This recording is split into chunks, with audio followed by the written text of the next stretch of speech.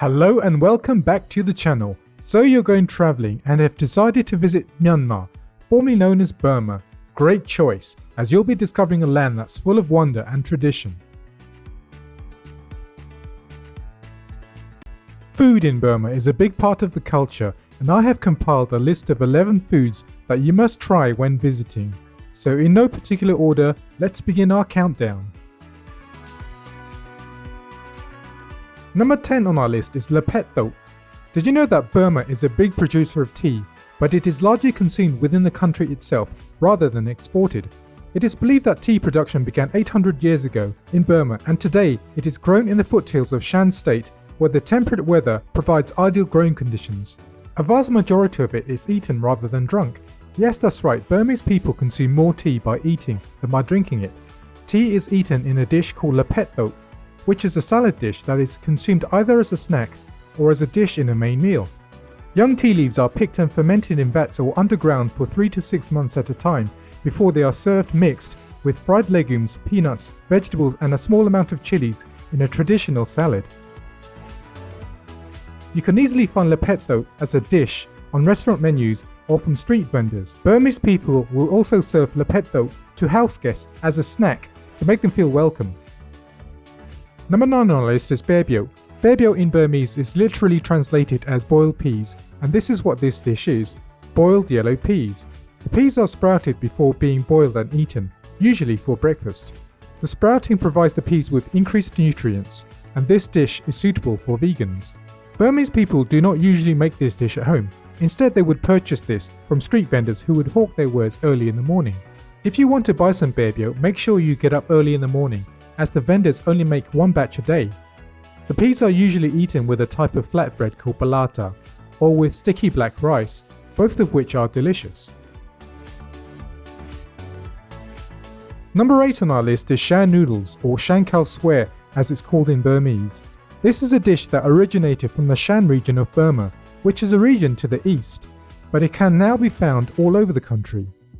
It is a noodle dish made with rice noodles and topped with either marinated pork or chicken. There are 2 versions of this dish, a noodle soup version in which the noodles are served in a clear, flavorful broth.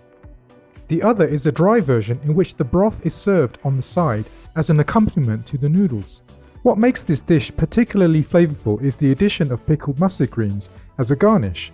It just wouldn't be Shan Khao Swear without the addition of mustard greens. You should be able to get hold of a steaming bowl of Shan noodles from roadside vendors, or if you are in Yangon, I'd recommend paying a visit to 999 Shan Noodle Shop, as this is a dish that they specialise in. Number 7 on our list is Burmese tofu salad. This is another dish that originates from the Shan region of Burma. It is a salad dish in which the main ingredient is Burmese tofu. However, do not confuse Burmese tofu with a more common type of tofu, which you will have heard of, that is made out of soya beans. Burmese tofu is made using chickpea flour and is yellow in colour instead of white. The yellow colour comes from the addition of turmeric powder.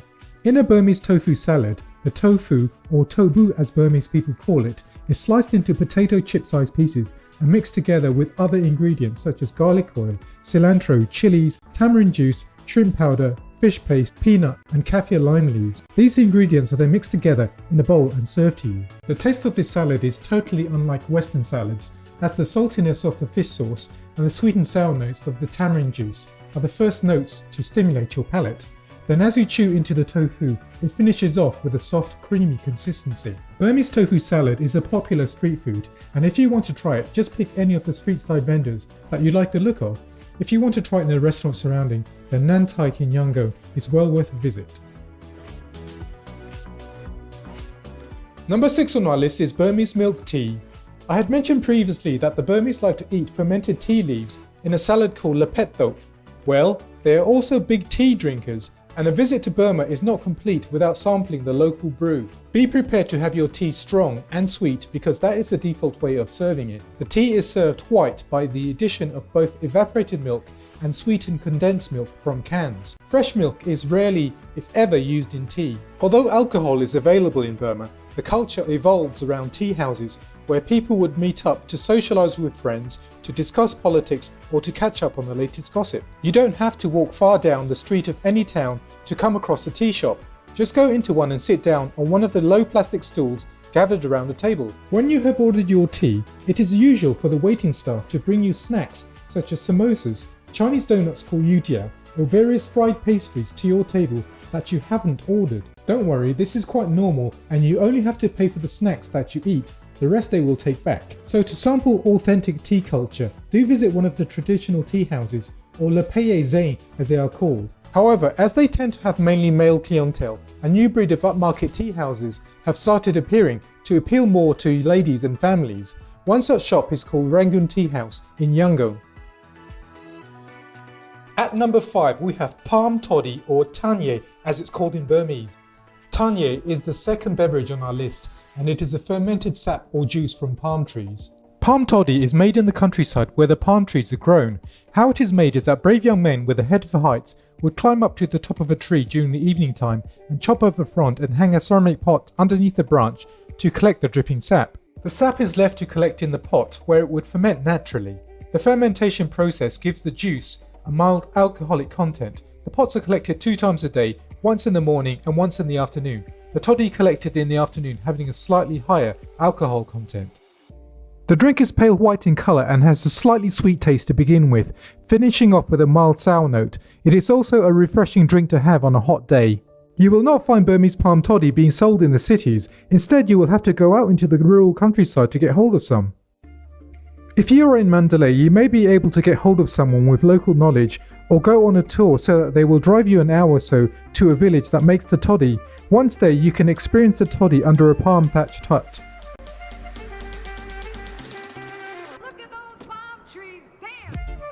At number 4 on our list we have Shui Yin A.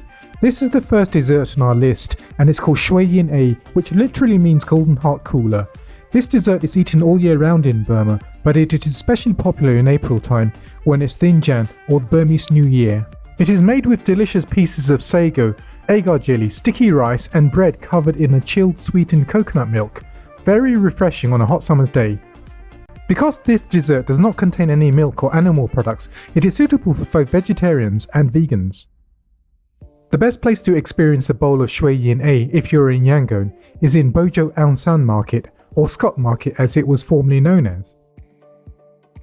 At number 3 on our list we have Burmese rice and curry. You should not visit Myanmar without having a traditional meal, which is Burmese rice and curry. Rice is a staple in all Burmese households and the accompanying dishes are called hin in Burmese, which is the Burmese equivalent of curry. Burmese curries are generally less fiery than their Thai counterparts and use less spice than Indian curries. In most Burmese curries, the main flavourings are garlic, onions, ginger, turmeric and paprika. So the use of heavy spices such as cumin and garam masala is not common. Fermented shrimp paste or ngapi also provides the basis for many Burmese curries, and this adds a pleasant umami note.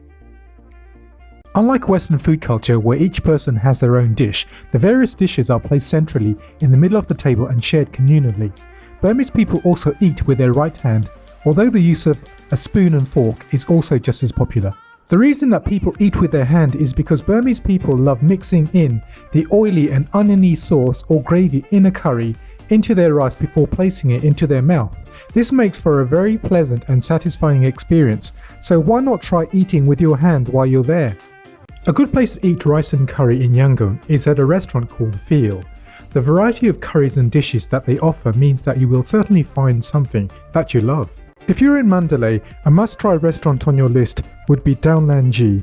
In this restaurant, the dishes are served to you on a downland, which is a big tray, and allegedly this is how dishes were presented for dinner in the Burmese royal household in the last century. Either way, this restaurant presents the customer with authentically cooked Burmese dishes that are delicious. At number 2 we have Ono Khao Swe. This is Burma's second most popular noodle dish and it's made with soft flour noodles served in a spicy coconut and chicken broth. It's called Ono Khao Swe, which literally means coconut noodle in Burmese. Burmese people have a fondness for putting garnishes on top of their noodle dishes, and this dish is no exception. It's usually dressed up with an array of crunchy noodles, chopped cilantro and onions, chili powder, and a squeeze of juice from a wedge of lime. An especially indulgent topping is coagulated duck's blood, which gives the dish an extra layer of richness. This dish is so popular that it has been adopted and adapted by Burma's neighbour, Thailand, who call their dish khao soi. Make no mistake though, ono khao soi is the original, and if you're in Burma, it's well worth eating a bowl or three. One place I'd recommend for eating this dish while in Yangon is called Sun Pia Do Ji. At number 1 we have mohinga. So we've reached the number 1 spot on our list, and I guess you can call it the national dish of Burma. It's another noodle dish called mohinga. Burmese people are so proud of this dish that it was served to Barack Obama while he was on a state visit. Mohinga is made with a rice vermicelli noodle served in a thick fish broth. The fish used in the dish is catfish, but don't expect the dish to have an overly fishy taste, because the broth is flavoured by an array of ingredients including ginger and lemongrass, which works in harmony with the catfish. As I mentioned earlier, Burmese people love to top off their noodle dishes with an array of garnishes, and this one is no exception. Usual garnishes include lime juice, cilantro or coriander, chili powder, crunchy pea fritters and slices of hard-boiled egg. So you can basically customize this dish to just the way you like it. As this is a national dish, you can get it almost everywhere in Burma, from fuss-free street-side vendors to posh hotels. If you're in Yangon though, a place worth checking out is a restaurant called Malmya Do Cho, which specializes in this dish, and they have several locations across the city. Okay, so thanks for watching, and that was my list of the 10 foods you must try in Myanmar. Please subscribe for more content. But this video is titled 11 foods you must try, so here is number 11, which is optional. In some Southeast Asian countries such as Cambodia, Laos, Philippines and Thailand, there are ethnic groups of people that eat field rats, and Myanmar is one of those countries. You will definitely not find rat on the menu in the cities, so you must venture out into the rural parts such as small villages. I have not tried it myself, but I've heard that it is quite delicious and tastes like a cross between chicken and pork. You may be able to find it for sale while you are out on an excursion for palm toddy. If you do see it for sale, give it a go and leave a comment down below as to how it tastes. You will definitely earn bragging rights. Again, thanks for watching and see you next time.